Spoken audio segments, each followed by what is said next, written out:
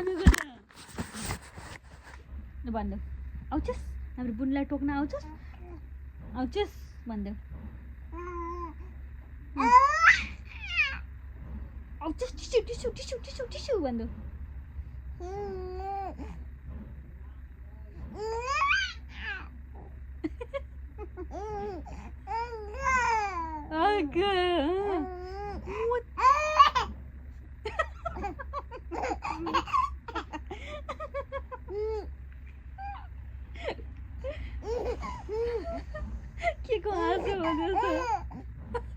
के को हाँसो हो त्यस्तो तिम्रो